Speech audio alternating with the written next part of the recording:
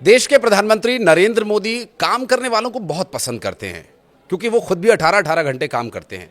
और अभी हाल में कुछ ऐसे युवाओं से उन्होंने मुलाकात की जिनके काम की न सिर्फ वो तारीफ कर रहे हैं बल्कि उनके द्वारा ऐसा कहा गया कि वो प्रेरणा ले रहे हैं, जबकि वो युवा प्रधानमंत्री से प्रेरणा ले रहे हैं। यानी एक दूसरे के पूरक वो युवा बन रहे हैं और प्रधानमंत्री एक दूसरे के।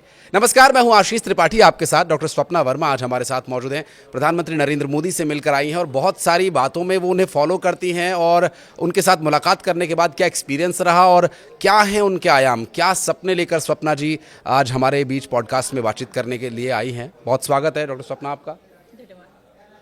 प्रधानमंत्री नरेंद्र मोदी से मिलने का सपना बहुत सारे लोग देखते हैं, आपका साकार भी हो गया और आप बहुत फॉलो भी करती हैं उन्हें। और प्रधानमंत्री जैसी डायनामिक पर्सनैलिटी को अगर आप फॉलो करती हैं तो जाहिर सी बात है कि आपके अंदर भी बहुत सारा ऐसा पैशन है। सबसे पहला पैशन या कुछ ऐसा आपने समाज के उत्थान के लिए सोचा, वो पहला विचार कब आपके मन में आया? सबसे पहला विचार जब हमने प्रधानमंत्री मोदी जी को सुना और समझना चालू किया, बीमारी मुक्त भारत का जो सपना लेके वो आगे चले, तो एज अ डॉक्टर जो मेरी रिस्पॉन्सिबिलिटी है कम्युनिटी को लेकर, देश को लेकर, उसने मुझे छुआ और एक तरह से झंझोड़ा कि मैं क्या कर सकती हूँ हमारे समाज के लिए, जहाँ से मैं आती हूँ, जहाँ मेरा बचपन बीता है। जी। और सामाजिक स्तर पर आप बहुत सारे काम करती हैं, एक संस्था भी आपकी चल रही है, मधुरिमा सेवा संस्कार संस्थान। एक कैटलॉग मेरे पास है और मैं अपने कैमरा पर्सन से कहूँगा थोड़ा जूम करके वो ये दिखाएं। कैटलॉग है और इस कैटलॉग में बहुत सारी डिटेल्स दी हुई हैं और कुछ सांख्यिकी दी हुई है और कुछ तस्वीरें मुझे नज़र आती हैं जिसमें स्वप्ना जी सोशली काफ़ी लोगों से एनरोल्ड हैं। ये संस्था मैडम कैसे काम करती है, इसके बारे में कुछ बताइए हमें। मधुरिमा सेवा संस्कार जो हमारी संस्था है वो मेरे माता जी के नाम पर है और ये अभी सतना प्रकल्प, बीमारी मुक्त भारत का जो सतना प्रकल्प है कि हमने इसको ग्राउंडेड किया है, डिप्लॉयड किया है पूरी तरीके से। पिछले कुछ वर्षों से हम इसमें काम कर रहे हैं। संस्था विभिन्न क्षेत्रों में काम करती है, जैसे कि बीमारी को लेके काम करती है, संस्कार को लेके काम करती है, राम राज, परिवार में राम राज कैसे बसे उसको लेके काम करती है, और जागरूकता और जो एक सामाजिक इंसान की जो जिम्मेदारी होती है उसको भी लेके हम काम करते हैं। और तीसरा लास्ट सेक्टर है हमारा, हम मेडिकल एजुकेशन में भी काम करते हैं।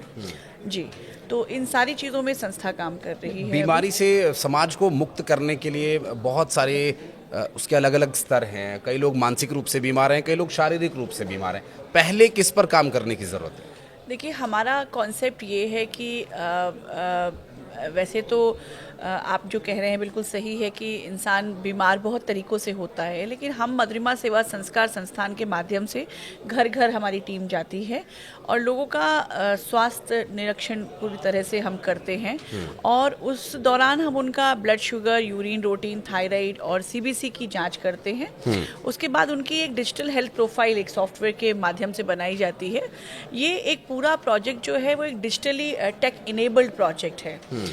तो इसके दौरान जितनी भी गतिविधियां हैं इस पूरे प्रोजेक्ट को कंप्लीट करने के लिए पूरी ही हम मॉनिटर रखते हैं और एक डेटाबेस इसका मेंटेन करते हैं।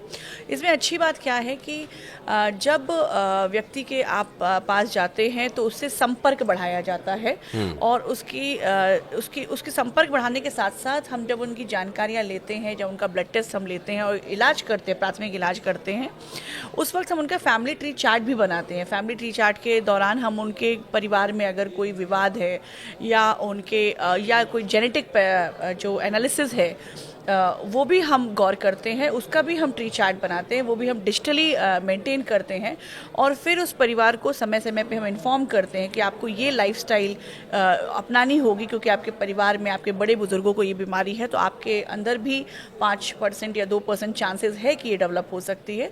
बेसिक कॉन्सेप्ट ये है बीमारी मुक्त भारत का कि हमारा ये मानना है कि जैसे कि किसी भी बीमारी को आप उसके आने से पहले ही अगर आप उसको रोक सकें और संभाल सकें तो आप एक बड़ी आपदा से बचा सकते हैं अपने आप को। तो हमारा ये जो ब्लड टेस्ट है, CBC, blood sugar, urine routine, आपका थायराइड, ये प्रोफाइलिंग करने के बाद हम करंट कंडीशन आपकी फिजियोलॉजिकल और पैथोलॉजिकल जो चेंजेस हैं आपके बॉडी में, हम उसको एड्रेस करते हैं।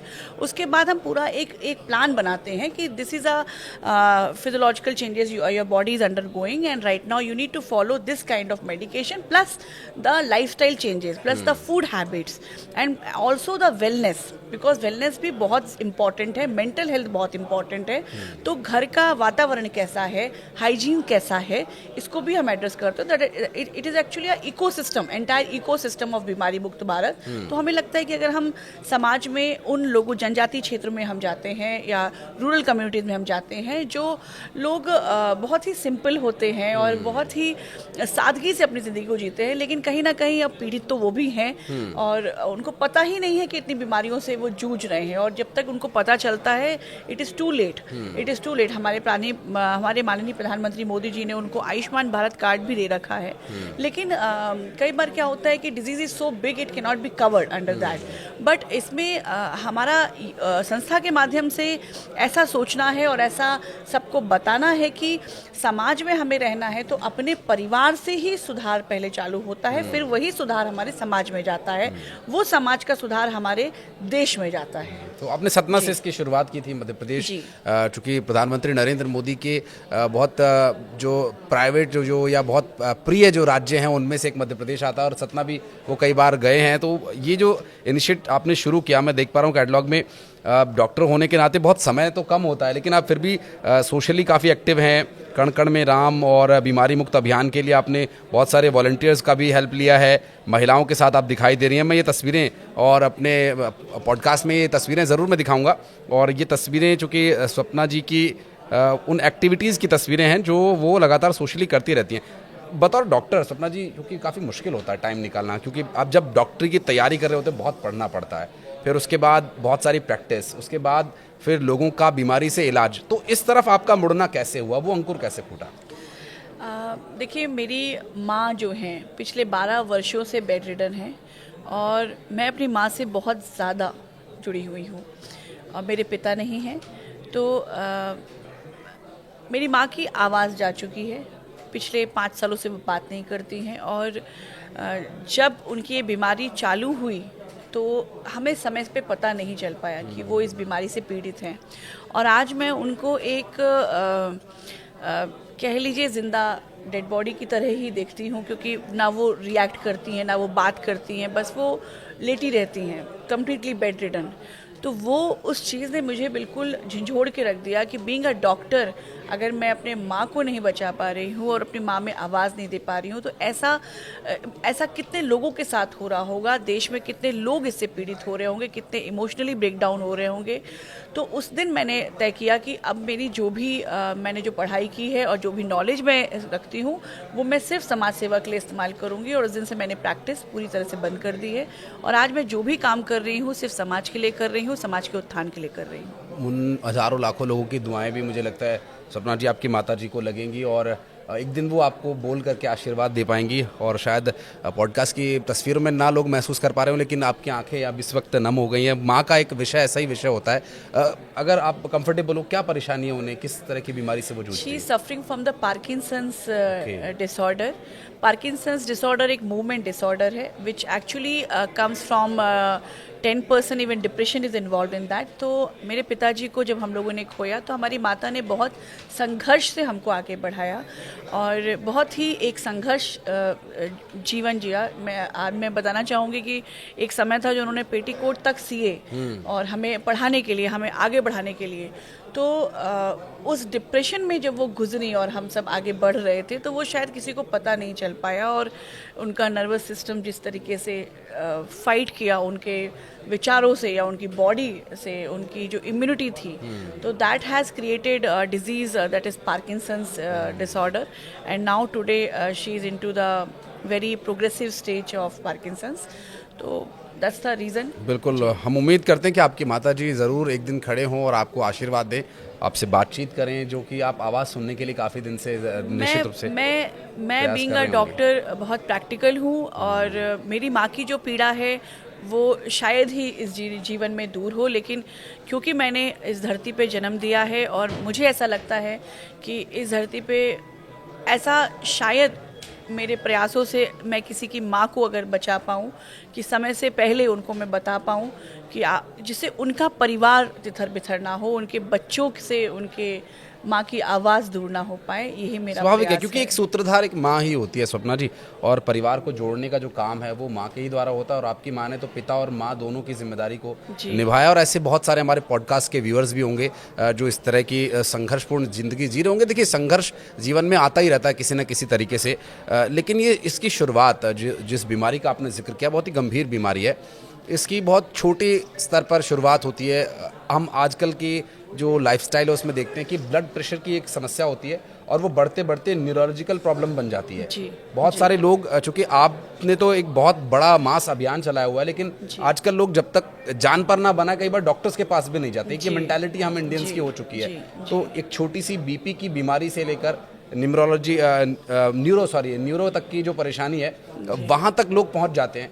तो ऐसे लोगों को आप क्या कहना चाहेंगी कि जो इनिशियल स्टेज पर है वो कैसे प्रयास करें, कैसे अपनी बीमारी को डायग्नोस करें? मैं इस प्रोजेक्ट के माध्यम से हर एक घर की कुंडी हम खटखटाते हैं, और मैं पूरे भारत क्या पूरे विश्व से अपने भाइयों और बहनियों और मातृशक्तियों को खासकर मैं बताना चाहती हूँ और निवेदन करना चाहती हूँ कि आप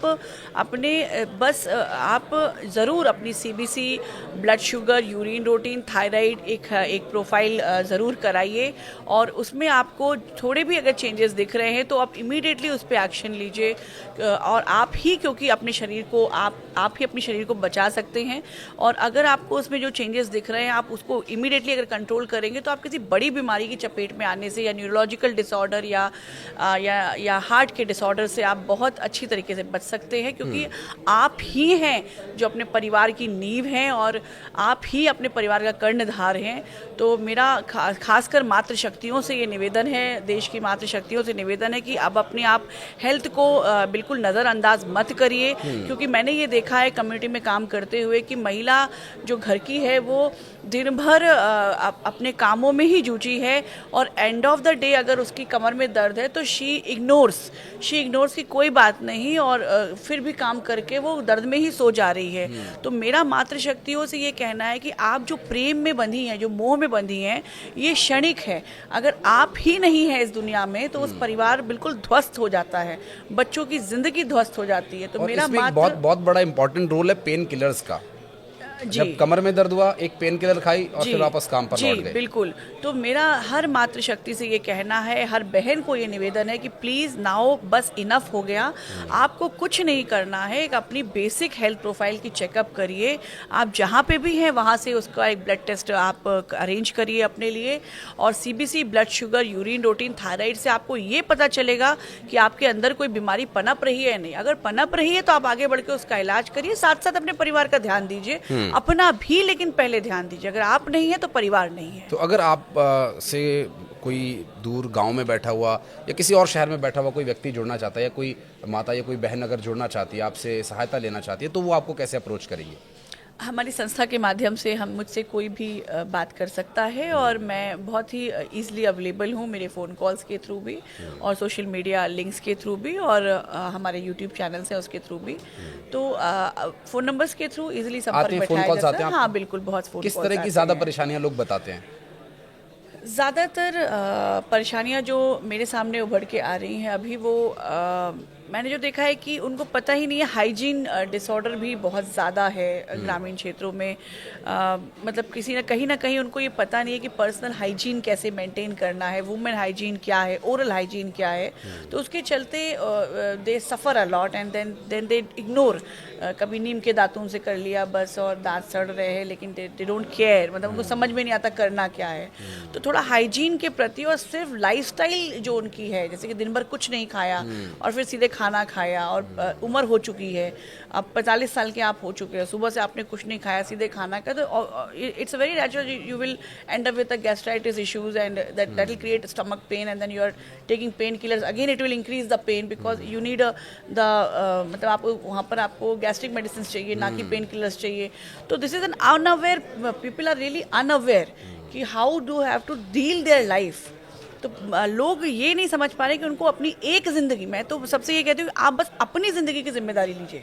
अगर आप अपनी जिम्मेदारी लेंगे तो आपको देखते देखते आपके बच्चे भी अपनी ज़िंदगी की जिम्मेदारी लेंगे, और एक परिवार खुशहाल परिवार बनेगा। जी बिल्कुल। और ये जो आपने एक इसमें मैं देख रहा था कैटलॉग में मेडिकल विश्वगुरु, ये क्या थीम है? मेडिकल विश्वगुरु क्या है? देखिए, ये जो काम है वो मेरे हस्बैंड लीड करते हैं। He is an doctor Amit Verma, is an orthopedician, and we both have given our very precious, and he also doesn't practice now, so indirectly I should say कि even he is dedicated his time for our Bharat Mata, our nation. So what he has done and what I have given the contribution there कि we have designed a platform where whatever you used to see in the medical education, you need to read the medical education, now you can get the visualization. तो पूरी medical education की जो पढ़ाई है उसको हमने syllabus के आधार पर 3D स्टीरियोस्कोपिक विजुअल्स मेडिसिन पे कन्वर्ट किया है, जो बच्चों के लिए बहुत आसान है. लाइक अगर आप फर्स्ट ईयर स्टूडेंट हैं तो आपको एकदम से एनाटॉमी क्लास में लाके बैठा दिया जाता है तो बच्चा बिल्कुल डरा सहमा बैठा रहता है कि मेरा प्रोफेसर क्या बोल रहा है, अगर मैं कुछ बोलूंगा तो इनको ये होगा कि ये बच्चे को कुछ पता ही नहीं है और ये कैसे आ गया मेडिकल के क्षेत्र में. तो ये बड़ा भाव रहता है बच्चों के अंदर. तो अब क्या है, इस सॉफ्टवेयर के माध्यम से जो अगर बच्चा क्लास में जा रहा है तो पहले ही वो उस टॉपिक को देख के जाता है. तो देखने से क्या होता है, what we see it is longer retention in our memories. तो वो ज़्यादा समय तक उनके दिमाग में बैठता है, तो वो बहुत आसानी से उसको समझ पाते हैं और फिर अपने जीवन में उतार पाते हैं. जी, तो ये है. तो ये जो प्रोजेक्ट है वो सॉफ्टवेयर के माध्यम से हमने बनाया है और अभी हम भारत की इकलौती कंपनी है स्टार्टअप इंडिया के अंदर, मेक इन इंडिया प्रोजेक्ट के अंदर, कि जिन्होंने ऐसा काम किया है.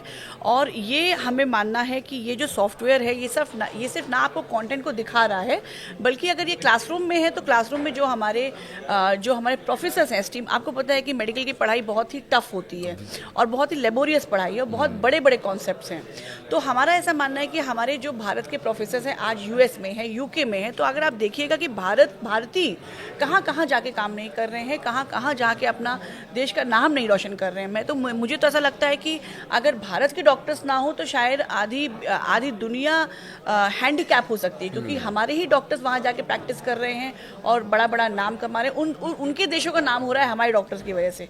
तो मुझे ऐसा लगता है कि मैंने ये सोचा, हमने वहाँ पर मिलके, मैंने और अपने हस्बैंड ने ये सोचा कि हमें एक ऐसा प्लेटफॉर्म बनाना चाहिए जहाँ हम अपने प्रोफेसर्स की आवाज़ को रिकॉर्ड कर सकें और उनके लेक्चर्स को रिकॉर्ड कर सकें. और आने वाले समय में सपोज करिए कि एक्जिला जो हमारे एक एनाटॉमी का एक टॉपिक है, तो अगर एक एक्जिला पे भारत के 100 प्रोफेसर्स के लेक्चर्स अवेलेबल है फ्री ऑफ कॉस्ट बच्चों के लिए, तो कैसी उनकी पढ़ाई हो सकती है.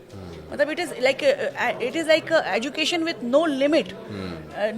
ये मेडिकल के क्षेत्र में क्रांति एक तरह से होगी. तो बड़ी क्रांति, ये मेडिकल विश्वगुरु बनाने के लिए ये कंसेप्ट आपका है. हालांकि इस पर हम चर्चा करेंगे तो मुझे लगता है 4-5 घंटे भी कम पड़ेंगे, तो डिटेल में ना जाकर के कुछ और आपके इनिशिएटिव जो बहुत अच्छे लग रहे हैं, बहुत आकर्षक लग रहे हैं. और आज के डिजिटल युग में पेशेंट डिजिटल हेल्थ प्रोफाइल ये कैसे मेंटेन करें, और चूंकि आजकल लगभग हर स्त्री, हर पुरुष स्मार्टफोन चला रहा है, तो उससे क्यों ना लाभ लिया जाए. देखिए, ये जो आपने बात कही डिजिटल हेल्थ प्रोफाइल की, अभी तो हम मधुरिमा सेवा संस्कार के जो हमारा संस्थान है, ये जो हेल्थ प्रोजेक्ट कर रहा है, ये मैंने आपको बताया स्टार्टिंग में भी कि टोटली टेक इनेबल्ड है. तो हम इसके माध्यम से जब हम आपके घर आते हैं तो हम आपका एक प्रोफाइल बनाते हैं और उस प्रोफाइल में हम सारी अपडेट देते हैं कि हमने आपकी ये जाँच की, और ये सारा सॉफ्टवेयर भी हमारे पास अवेलेबल रहता है. लेकिन मैं ये बोलती हूँ कि जिन तक मधुरिमा सेवा संस्थान नहीं पहुँच पा रहा है, आप आज से ही अगर आप थोड़ा सा, तो आप सब टेक इनेबल्ड हैं अभी, कि हम अपने जो खून की जांच कर रहे हैं उसको हम संभाल के रखें, और कभी भी हम किसी डॉक्टर के पास जा रहे हैं तो पिछली प्रोफाइल्स को हम जरूर शो करें.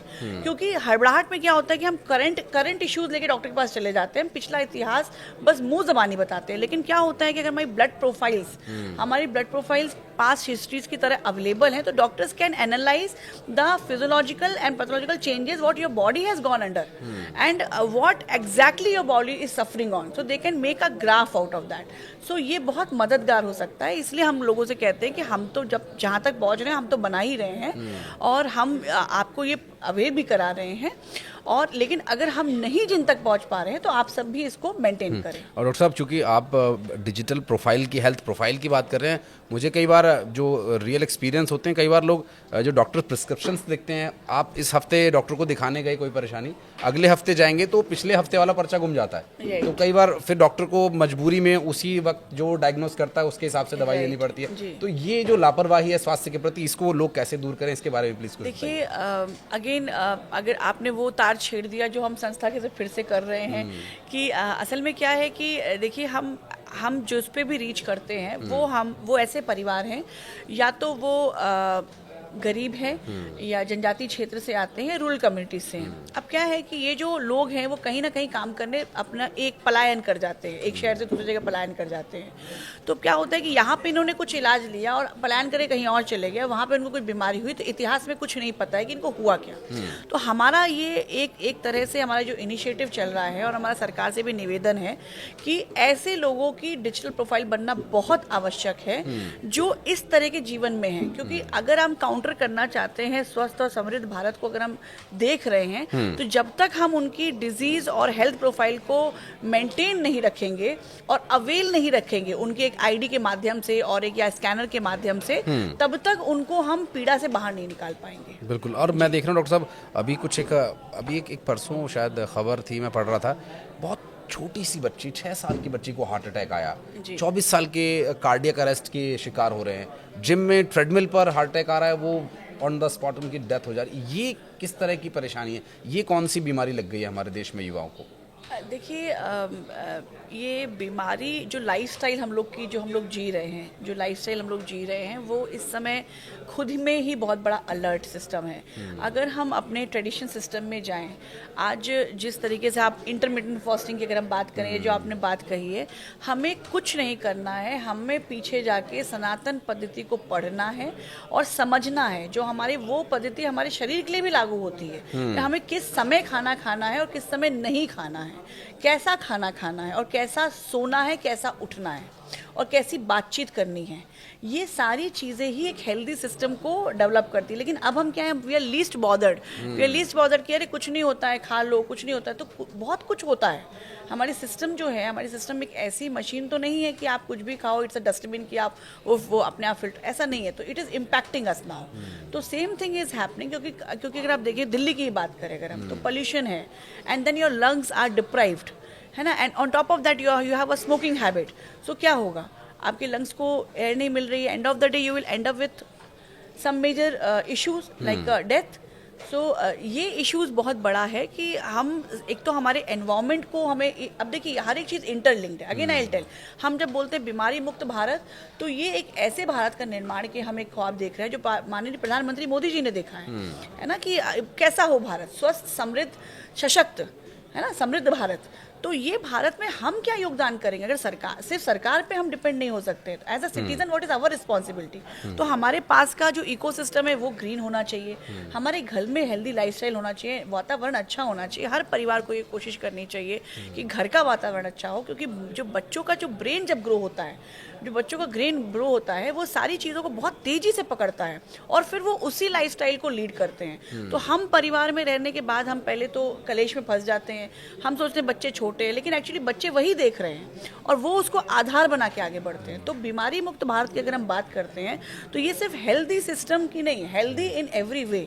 आपके आसपास भी ग्रीन होना चाहिए, आपको पेड़ लगाना चाहिए। अगर आप देखिए, हाँ, आपने बताया कि मैं प्रधानमंत्री मोदी से वाकई जी मैं बहुत इंस्पायर्ड हूँ, बिकॉज क्योंकि उन्होंने मेरी जीवन शैली बदल दी। क्योंकि मुझे उनके हर प्रोजेक्ट में रियलिटी दिखती है, सत्य दिखता है, और जो कि हमारी भलाई के लिए है। अब उन्होंने एक पेड़ माँ का नाम अगर अभियान दिया, तो आप ये सोचिए कि अगर हमने एक पेड़ लगाया, मैंने अगर अपने जन्मदिन पे भी अगर एक पेड़ लगाया, तो 20 सालों में मैंने 20 पेड़ लगाया, तो 20 पेड़ की छांव मुझे ना मिले, लेकिन मेरे बच्चों को मिलेगी, मेरे पड़ोसियों के बच्चों को मिलेगी, इस पृथ्वी पर रहने वाले लोगों को मिलेगी।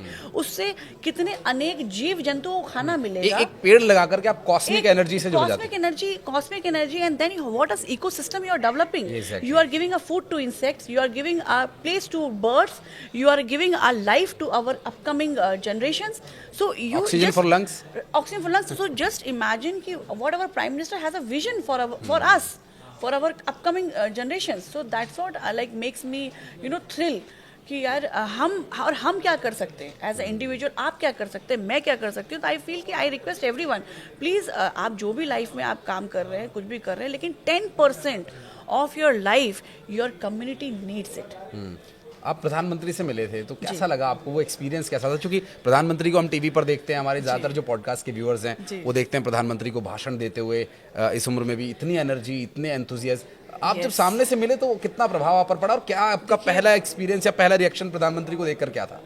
देखिए, मतलब मैं शब्दों में नहीं बता सकती हूँ, बहुत बड़ी बात है। मैं जहाँ पली बड़ी, मैंने आपसे बताया कि मतलब मेरी माँ ने पेटीकोट सिल के मेरी पढ़ाई हुई है। मैं 12th तक कैसे पढ़ी हूँ, फिर मैं आगे बढ़ी हूँ, और मतलब बहुत संघर्ष से, हम जिस परिवार से आते हैं वैसे लोगों का प्रधानमंत्री जी से संवाद करना, मतलब मैं आपको बता नहीं सकती, मतलब हम सोच ही नहीं सकते हैं कि हम मिल पाएंगे उनसे कभी, या हमारे प्रोजेक्ट्स की बात हो सकती है, जो हमने उनके सपने को जिया है, उनसे हम संवाद करें। मतलब ये तो उनकी महानता, और मैं बोलती हूँ कि हम बहुत गौरवशाली फील करते हैं कि हम इस भारत भूमि में जन्मे हैं। मैं तो यहाँ से हर युवा को संदेश देती हूँ कि हम बहुत प्राउड फील करते हैं कि हम इस भारत भूमि में जन्मे हैं, और हमारे प्रधानमंत्री मोदी जी जो कि ढूंढ ढूंढ के टैलेंट को निकाल रहे हैं, ढूंढ ढूंढ के यूथ को मौका दे रहे हैं अपनी बात को रखने का। आपसे उन्होंने क्या कहा मिलके? पहला सेंटेंस उन्होंने आपसे क्या कहा? आपको वेलकम किया, क्या आपको बताया, आपसे क्या पूछा, क्या बात हुई उस दौरान? सबसे जो पहली बात स्टार्ट हुई वो उनका ये कहना था कि जो आपने ये हेल्थ प्रोजेक्ट किया है वो कब से आप कर रहे हैं, और इसमें जो लोग काम करते हैं वो कहाँ के हैं, सिर्फ सतना के ही हैं या बाहर के भी हैं, और आपका हेड ऑफिस के, मतलब मुझे उनकी हर बात में इंटरेक्शन जो था। अब आप सोचिए, उन्होंने पूछा कि सतना से है कि नहीं है बात, मतलब आप ये सोचिए, he has thought a process whether our NGO has given an employment also और not, right? So he is that talented and he is that level of awareness, that level of awareness and like that level of thought process। अच्छा, एक प्रधानमंत्री जी के जो कुछ साक्षात्कार या उनको 10-12 साल से जो भी हम देख रहे हैं, एक उनके अंदर एक आदत है, जब वो बहुत गंभीर बात करते हैं तो छोटे छोटे वो जोक्स भी क्रैक करते हैं, और ऐसी बात करते हैं कि लोग हंसे, ज्यादा गंभीर ना हो जाए। कल उन्होंने ऐसा ही किया अपने संवाद के, अपने स्पीच के दौरान उन्होंने बोला कि मैं जब युवाओं से संवाद कर रहा था तो कुछ युवाओं ने आवाज़ दिया, बोला हमारे होंगे आप दुनिया के लिए प्रधानमंत्री, हमारे पीएम का मतलब परम मित्र है। तो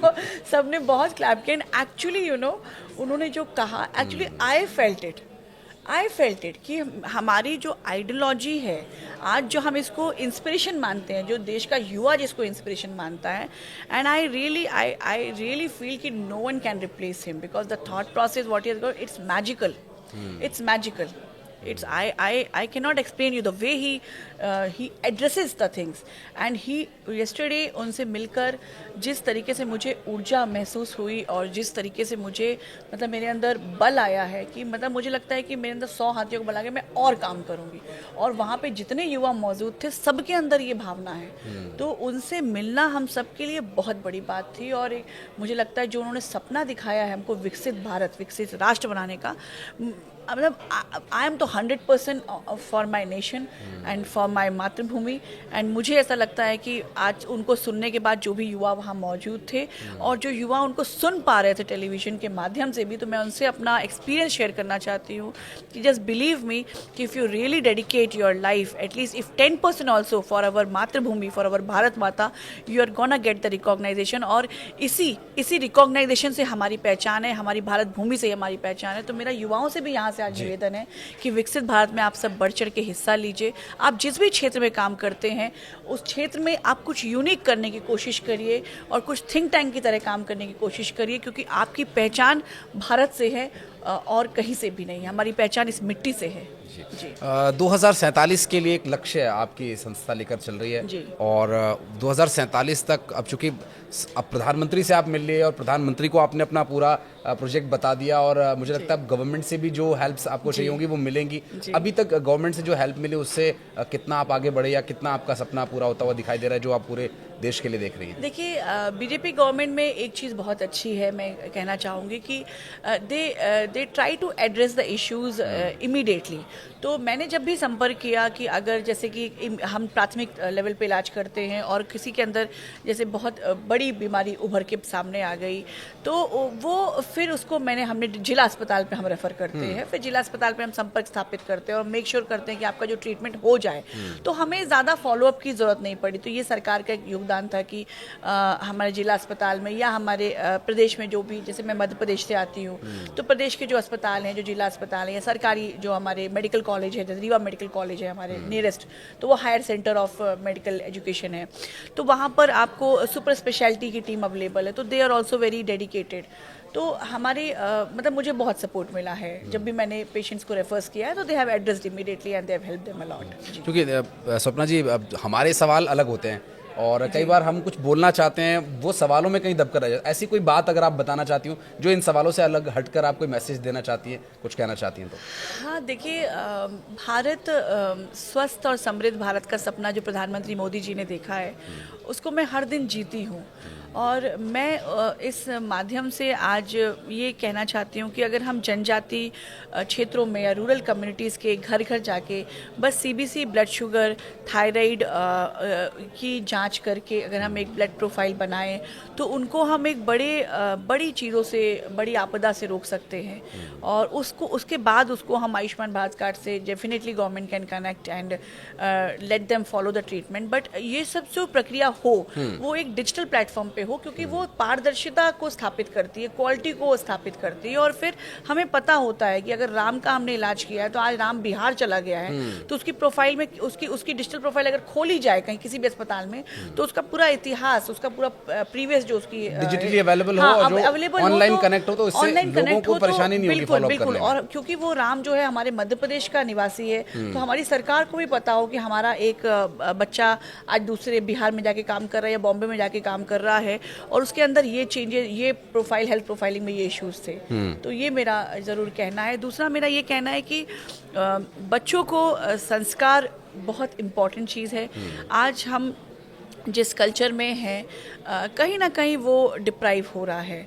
तो मेरा ये ज़रूर कहना है, मैं कैसे कहूँ या कैसे समझाऊँ मुझे नहीं पता है, शायद हो सकता है मुझसे गलत, आप अपने विचार बता के रख दीजिए। कि मैं आपका ये मानना मैं बस ये मानना चाहती, मेरा ये मानना है कि संस्कार जो है छोटे बच्चों में बहुत ही इम्पोर्टेंट है, नींव है, क्योंकि वो ना ही सिर्फ आपके परिवार के लिए, इस देश के लिए भी बहुत इंपॉर्टेंट नींव है। संस्कार ही है जो हमको सारी चीज़ों से बांधता है और एक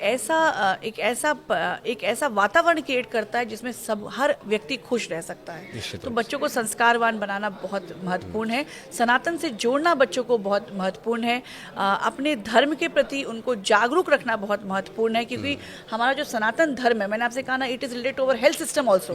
तो सनातन धर्म एक ऐसा धर्म है जो ये नहीं कहता कि आप ये करिए या आप दिन भर बैठ के घंटी हिलाइए। Sanatan is not that. People have misunderstood that concept. जीवन जीने की एक पद्धति है, जीवन जीने की कला हिंदुइज्म में सिखाई जाती है, सनातन धर्म में सिखाई जाती है। स्वप्ना जी, चूंकि बहुत लंबा, बहुत वास्ट टॉपिक है, अब इस पर बातचीत करें तो मुझे लगता है पॉडकास्ट पूरे दिन चलेगा, लेकिन बहुत महत्वपूर्ण बिंदुओं को आपने रखा और हमारे साथ आप जुड़े, इसके लिए बहुत बहुत धन्यवाद। और आपके प्रोजेक्ट के लिए, आप आगे आने वाले सारे प्रोजेक्ट्स के लिए ऑल द बेस्ट, कि आपका ये प्रोजेक्ट सक्सेसफुल हो और बीमारी मुक्त भारत हो, बीमारी मुक्त व्यक्ति हो, हमारा समाज बीमारी मुक्त हो, और ये मेंटल हेल्थ और आपकी फिजिकल हेल्थ, आपके एनवायरनमेंट के लेवल पर सपना जी जो ये प्रयास कर रही हैं, वो प्रयास हम सभी के जीवन में होना चाहिए, और यही शायद सनातन हमें सिखाता है। बहुत बहुत धन्यवाद आपका हमारे साथ जुड़ने के लिए। धन्यवाद।